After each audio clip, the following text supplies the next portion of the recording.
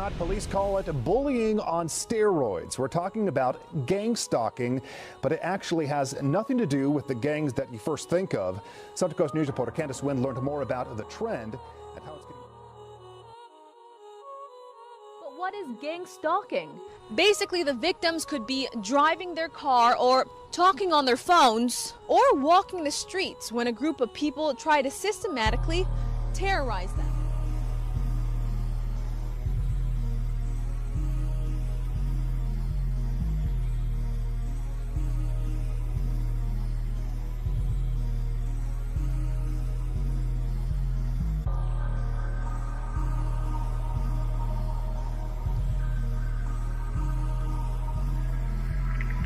Gang stalking or organized stalking is a form of terrorism and is part of the COINTELPRO program, which was made famous by J. Edgar Hoover.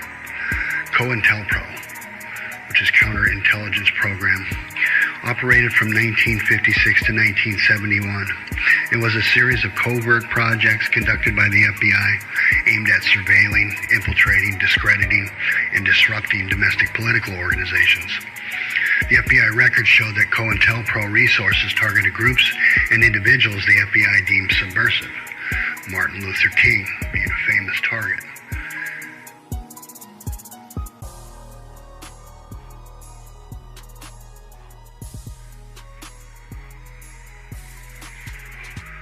The program, unfortunately, did not cease to exist.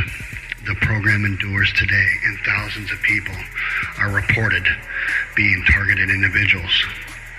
The COINTEL operation mirrors the tactics used by the East German Secret Police, or Stasi. Stasi recruited citizen spies from all levels and sectors of society under the guise the targeted individual was under some fictitious investigation or an enemy of the state.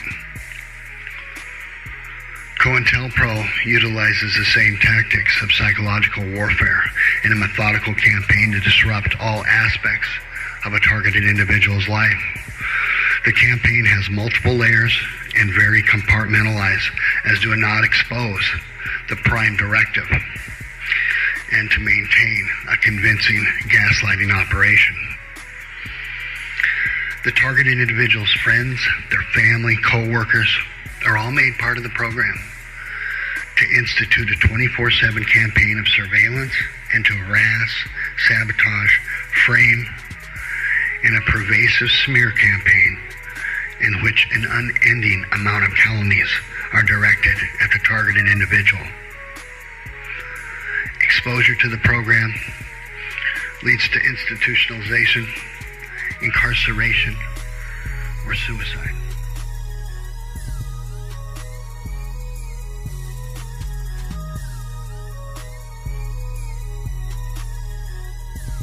The Stasi and FBI found that this kind of psychological attack to be a far more effective way to eliminate targeted individuals. It destroys a person's life while leaving little or no evidence to incriminate the perpetrators.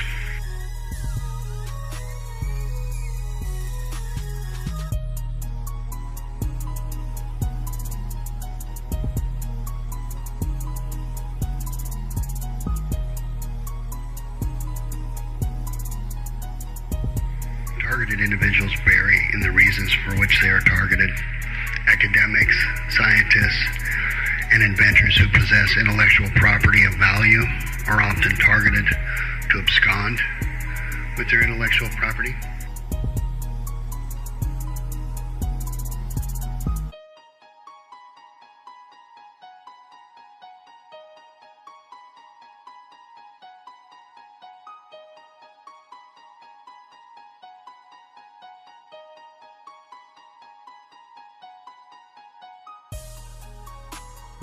Whistleblowers, political activists, free thinkers are numerous. Corporate targets are well represented, as well as others. During the reign of J. Edgar Hoover, when the public was made aware of the program, it turned out scientists, sports figures, news people, and a host of others who should not have been part of the program were part of it. What was really shocking to the public, but they must have forgotten, was that the program was designed to induce suicide.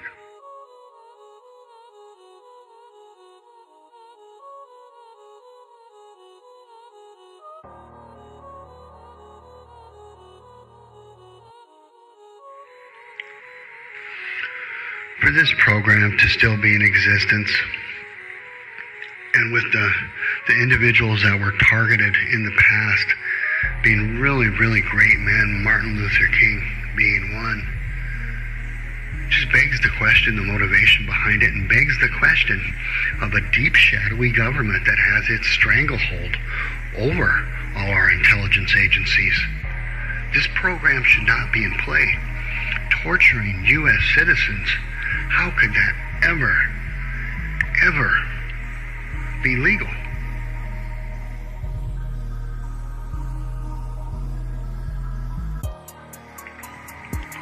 This is happening everywhere. There are thousands of people across the United States dealing with this.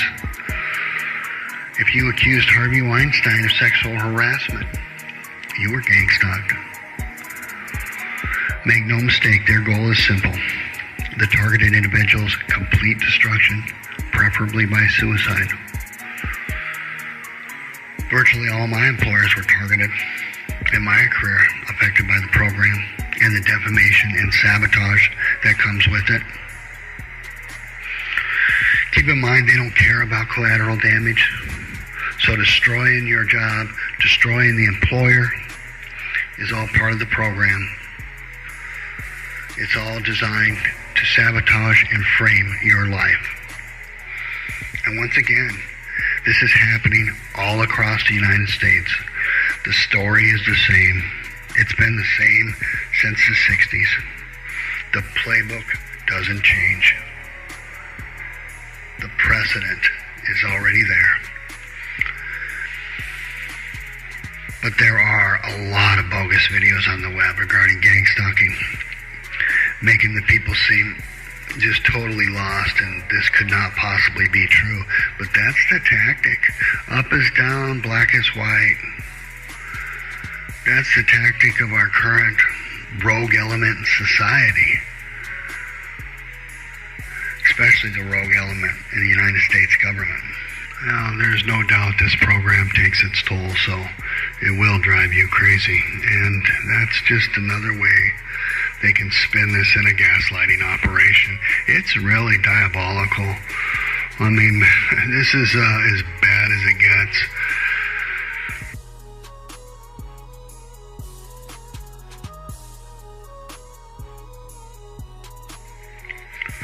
When you realize through your own due diligence that COINTELPRO still exists, ask yourself a couple questions. How bad is the targeted individual that they want this person eliminated from society? And they're willing to torture this person for a long period of time to achieve this. Don't discount that craziness. Think about that. What has the targeted individual done that is so bad that civil rights don't apply to them? They have none. Their credibility and their lives have to be destroyed. When the program was exposed in the 70s, statements from the FBI and their motivation was based on protecting national security, preventing violence, and here's the kicker: maintaining the existing social and political order. Now that is basically saying we are going to protect the deep state at all costs. And this program has evolved to incorporate MKUltra, so you have an electronic harassment side of it. Some people say they're trying to create Manchurian candidates, or Manchurian patsies. This is a real diabolical program, and if you don't think a deep state exists, I don't know how it could not exist. And they're going to tighten their grip on the United States and take everything away from us. Who's the next targeted individual?